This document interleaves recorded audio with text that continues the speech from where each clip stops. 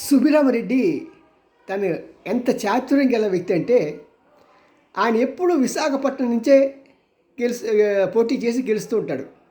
కారణం ఏంటంటే పాపం మన ఆంధ్రదేశంలో ఈ విశాఖపట్నం నుంచి ఆ చివర శ్రీకాకుళం వరకు అన్నీ కూడా కొద్దిగా ప్రజలు కొద్దిగా అమాయకులు ఏం చెప్తే అది నమ్ముతారు.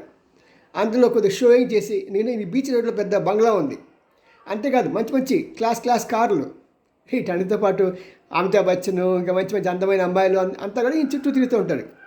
ఇలాంటి అతను రాజకీయాల్లో ప్రజలు మనల్ని ఎలా పొందాలి అని ఆలోచించి క్రికెట్ ఆడుతుంటే ఆ క్రికెట్ వాళ్ళందరికీ క్రికెట్ బాలు బ్యాటు వాళ్ళకి కావాల్సిన సామాగ్రి అలాగ ఒక 100 మందికి ఇచ్చేవాడు. ఆ తర్వాత సినిమా యాక్టర్లు తీసుకొచ్చి అక్కడ మహాశివరాత్రి చేసేవాడు. మరి అక్కడ ఆయన మహాశివరాత్రి చేయడానికి ప్రజల ముందు తన భక్తులు అనుకోవాలనో లేకుంటే మరి ఆ మహాశివరాత్రిలో మరో శివరాత్రి కలిసిపోయిందో ఏమో ఆయన అవసరం లేని పాపం గురించి మాట్లాడుకోవటం.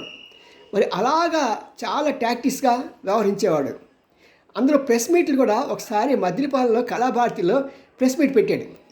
నా దగ్గర కొన్ని వ్యాలిడ్ క్వశ్చన్స్ ఉన్నాయి, అడుగుదాన్ని నేను ప్రయత్నం చేస్తే ఆయన చెంచాగాళ్ళు మాత్రమే మాట్లాడటానికి అవకాశం ఇచ్చాడు కానీ ప్రశ్నించడానికి అవకాశం ఇచ్చాడు కానీ నాలాంటి వారు మాట్లాడటానికి అవకాశం ఇవ్వలేదు. దీన్ని బట్టి అర్థం చేసుకోండి ఆయన పబ్లిక్ రిలేషన్స్ ఎంత హై స్టేజ్లో అంటే ఎంత కన్నింగ్గా చేశాడన్నది మీకు అర్థమవుతుంది. మరి ఇలాంటి దమ్మున్న విషయాలు చెప్పడానికి తప్పకుండా మీరు గుడిగంట టీవీ నుంచి చూడండి. మీ ఎన్ రామ్జీ, సీనియర్ జర్నలిస్ట్. లైక్ చేయండి, షేర్ చేయండి, ఇంకా బాగుంటే సబ్స్క్రైబ్ చేయండి. పక్కన ఉన్న బెల్ ఐకాన్ నొక్కండి మాస్టారు.